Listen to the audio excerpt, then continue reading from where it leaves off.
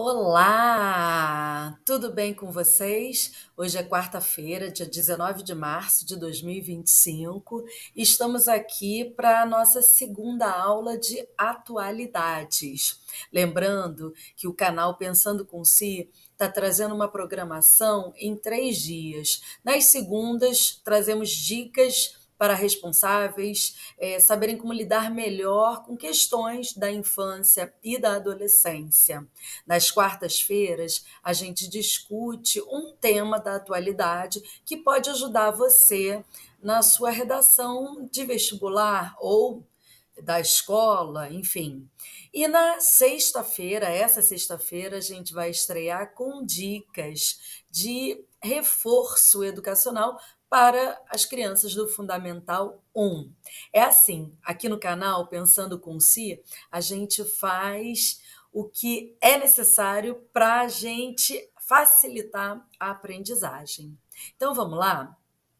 Nessa aula de hoje, a gente vai falar sobre a questão da violência contra a mulher.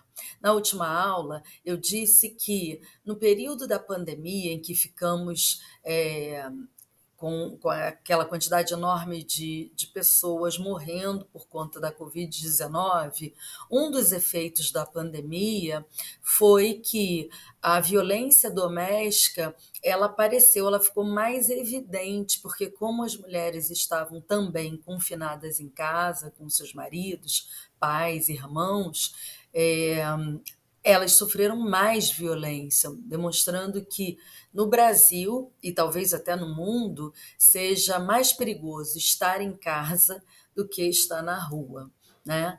Então, a violência contra a mulher no Brasil, ela é bastante antiga, nós não vamos falar desse período histórico, senão a aula fica enorme. Vamos falar agora do período atual, tá, gente? Em 2004, né, o Código Penal brasileiro sofreu uma modificação com a Lei 10.886, que inclui, né, a violência doméstica como uma violência que deve ser punida, né? Por isso que ela entra no Código Penal. Só que naquele momento não se fala exatamente de uma violência doméstica contra a mulher. Somente na Lei 11.340, em 2006, 2 anos depois, é que a violência contra a mulher fica explícita, categorizada e propícia a punições na Lei Maria da Penha. Né? Maria da Penha foi uma mulher que sofreu gravíssimas violências do seu marido, chegando a ficar paraplégica. Então, essa lei da Maria da Penha, ela traz modificações muito importantes, especialmente quando identifica formas de violência contra a mulher. E aparecem lá na lei 5 formas: a violência física, a violência psicológica, a violência sexual, a violência patrimonial e a violência moral. Essas 5 formas de violência vão identificar ou tentar abarcar todas as formas que a mulher sofre violência. E veja, é, a violência física, por exemplo, ela não tem só a ver com o bater diretamente, mas a mulher ser empurrada, né? É, muitas vezes tacar alguma coisa nessa mulher, enfim, qualquer coisa que atinja essa mulher é uma violência física. E a violência física, em geral, ela tem como precedente a ela a violência psicológica, que, em geral, né, nas relações, é a primeira violência que aparece. E a violência psicológica, ela muitas vezes é sutil. Então, pode ser quando o homem começa a querer controlar a forma de vestimenta da mulher, né?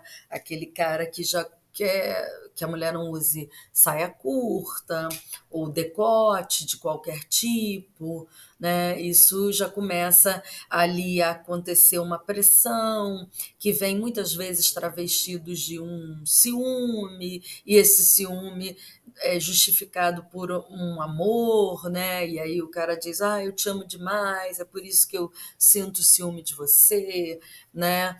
E aí dali vem outras formas, que é quando o cara começa a diminuir essa mulher, né? O tempo inteiro dizer que ela não é competente ou que ela é burra, e, ou outras formas ainda, dizer que a mulher está ficando maluca quando vê alguma coisa que não a agrada, é, ou desqualificar a fala daquela mulher. É, muitas vezes a violência psicológica ela vem de uma violência moral também, quando a mulher ela é tratada como uma não desqualificando, mas quando se usa isso para desqualificar, dizer que a mulher é uma prostituta, ou que ela quer dar para todo mundo, um termo que é muito usado, né, para as mulheres. Quer ficar com todo mundo, quer dar para todo mundo, é galinha, né? Outros nomes aqui que eu acho que não preciso falar. Ou quando a mulher ela é colocada como numa espécie de vilania, ela tida como canalha, oportunista, interesseira, são formas de violência moral em relação à mulher.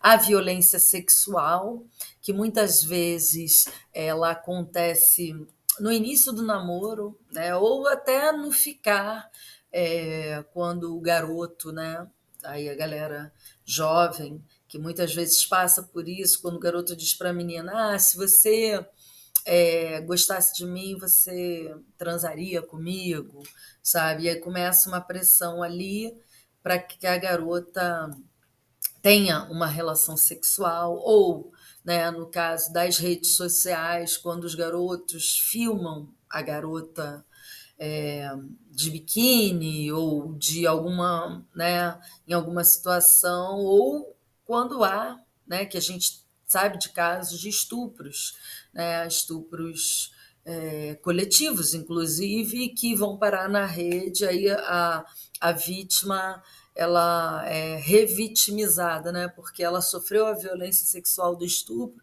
e ainda é vista na rede social dessa forma. Enfim, é um crime de grande magnitude. E a outra violência é a violência patrimonial, ou seja, quando o homem controla, né, o patrimônio dessa mulher, o salário, ou até casos mais extremos, quando o homem é,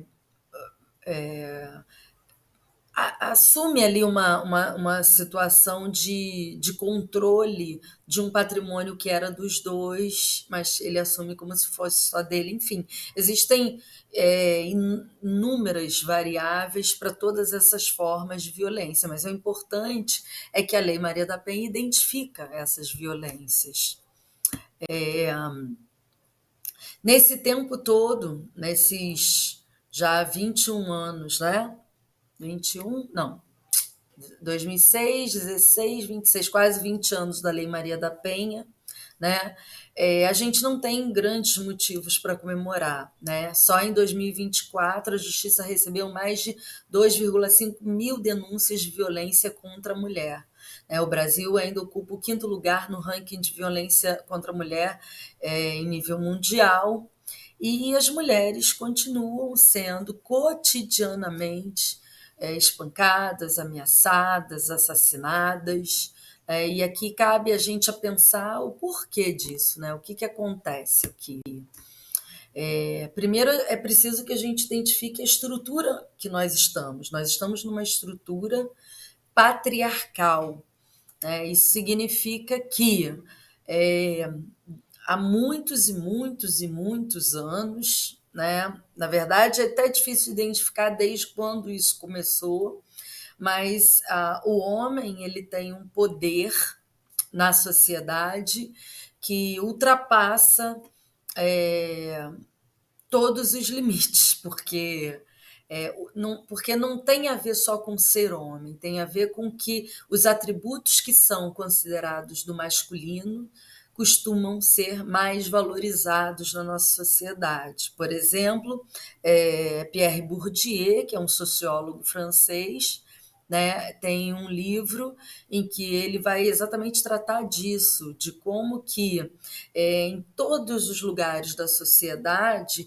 a gente pode identificar o masculino e o feminino, e como que o que é considerado masculino tem um valor, né, agrega socialmente, enquanto o feminino ele é desqualificado. Por exemplo, forte e fraca, né? Forte é tido como uma característica masculina, enquanto fraco é tido como um atributo feminino, ou como sensível, né? É tido como um atributo feminino, né? E insensível como um atributo masculino, mas esse insensível ele pode considerar ser algo poderoso, como, por exemplo, você como um chefe no trabalho, se você for muito sensível, em geral é tido como uma fraqueza, né? Não como uma força,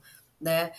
E esse poder patriarcal que está em todas as coisas e que tem muitas vezes uma representação até fálica, né? O Freud, Sigmund Freud, psicanalista alemão, fala disso, né? E inclusive Freud é muito criticado por esse lado de apresentar ali uma ideia de que esse falo, né, que é a representação do pênis, do homem, é o símbolo de poder. E como a mulher não o tem, é como se ela invejasse isso. Enfim, mas isso vem sendo discutido lá na psicanálise, não vamos entrar nisso. Fato é que o poder patriarcal ele é estrutural, está na estrutura da nossa sociedade. E, atualmente, né, uma psicóloga, professora da UNB, bastante famosa, chamada Valesca Zanello, cunhou uma frase que explica um pouco de como que esse feminino e esse masculino acontecem na sociedade atual. Ela disse: o homem aprende a amar muitas coisas e as mulheres aprendem a amar os homens. Ou seja, desde que a gente é pequenininha, desde que a gente é criança, os papéis sociais vão sendo dados para mulheres e para homens. Então, quando a menina nasce, né, ela vai sendo educada, vai sendo formada, né, para agir de uma determinada forma diferente do menino, sendo que a menina é colocado como um atributo, né, de valor, ser recatada, ser quietinha, ser educada, estar mais em brincadeiras paradas, enquanto os meninos não, né? Colocado um atributo de que o menino tem que correr, tem que sair, né? Aí os brinquedos do menino são carro, bola, ou seja, tudo que é utilizado no externo, enquanto das meninas é panelinha, é boneca, que vem para dentro da casa. Então, os papéis sociais vão sendo atribuídos, e desde de lá esse feminino vai sendo diminuído e vai sendo desqualificado, né? Ou seja, na divisão do trabalho, o trabalho produtivo é como se ele fosse destinado aos homens, e o trabalho reprodutivo, que é o trabalho da reprodução da vida, ou seja, o cuidar da casa, o reproduzir fisicamente, né, que a mulher tem o filho, e a reprodução da vida mesmo, né, dos cuidados, é destinado à mulher. Bem, muitas ideologias, né, do que vem a ser mulher, né, e da mulher como o ser que causa problemas, por exemplo, elas são muito antigas, né? Então eu trago aí o mito de Pandora, a Eva, né, da Bíblia, e a representatividade das bruxas, né, que, na verdade, na Idade Média é que elas surgem como símbolos, né, de mulheres mais, de mulheres que não prestam, né, que querem fazer maldade, né. O mito de Pandora diz o quê? A Pandora, né, ela tem que cuidar de uma caixa, mas é dito para ela, olha, não pode abrir essa caixa de forma nenhuma. Zeus diz para ela, não pode abrir essa caixa de jeito nenhum. Você só tem que tomar conta da caixa. E Pandora, muito curiosa, né? O que ela faz? Ela não aguenta de curiosidade e abre a caixa. Quando ela abre a caixa, saem de lá todos os males que vão trazer guerras, né? Vão trazer destruição, né? Vão trazer distúrbios para a vida humana. Né? Então, Pandora, ela traz, a partir da sua curiosidade, né, para a Terra os conflitos, né, e aí ela fica tida como na mitologia grega como aquela que traz a desgraça para a humanidade, que era pura, que era, né, livre, etc. Da mesma forma, no mito bíblico, a Eva, né, ela é a representação, e quando eu falo mito, tá, gente? Sem questionamento da fé de ninguém. Fé, quem tem, tem, né? E aí é um direito de cada um, é um direito individual. Mas aqui eu quero trazer a Eva numa representação simbólica, né? Quem é a Eva? Eva é a mulher que Deus fez a partir da costela de Adão. Então aí já tem uma questão que a primeira mulher que surge de um homem. Né? Se a gente for pensar, são as mulheres que trazem todas as vidas para a Terra, né? Através do seu ventre. E nesse simbólico bíblico, né? Não, a primeira mulher surge a partir de um homem. Né? Então já tem aí uma questão. E aí Eva também, muito curiosa, né, desobedece a ordem de Deus, que é de não comer a maçã da árvore, né, do fruto lá proibido. Enfim, a curiosidade de Eva leva que ela e Adão tenham que sair do paraíso, porque quando ela come a maçã, eles se veem como são, ou seja, pecadores. Então, esse mito, quer dizer, o mito de Pandora e o simbólico da Eva constituem uma forma de pensar a mulher que existe até hoje, né? E ela está no senso comum. Né? Quando a gente diz senso comum são ideias que se repetem, que a grande parte da sociedade acredita, mas que não tem comprovação científica nenhuma, né? Não, o senso comum ele não é inválido, mas ele representa, né, o que se pensa na sociedade, mas que também o que se precisa ser questionado. Então, o senso comum ele vem, no caso da construção das mulheres, do imaginário do que é ser mulher, vem trazer o mito de Pandora e a Eva como representações do que se repete aí no dia a dia, como, por exemplo, a mulher cria muito caso, a mulher fala demais, a mulher tá, arruma problema. Né? Vocês já ouviram essas frases. E, por fim, vem as bruxas, né? Que na Idade Média as bruxas eram todas aquelas mulheres que ou questionavam ou desobedeciam às ordens estabelecidas pela igreja, né? E, e aí você tinha, por exemplo, as curandeiras, né? Mulheres que conheciam das medicinas das ervas e que curavam, né? E que isso para a igreja, na época, a Igreja Católica, era inadmissível. As mulheres, como Joana d'Arc, que queriam guerrear, né, e que queriam tomar a frente de um exército, que não podiam. Mulheres que questionavam, que queriam participar da política, todas elas eram tidas como bruxas e por isso eram queimadas na fogueira. Bem, segundo a Organização das Nações Unidas, uma menina ou uma mulher é morta a cada 10 minutos no mundo. Pessoal, uma menina ou mulher é morta a cada 10 minutos no mundo.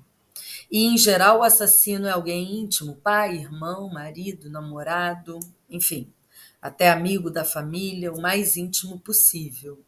Em 2024, no Brasil, a cada 17 horas uma mulher foi morta, pelo simples fato de ser mulher. Isso é o feminicídio.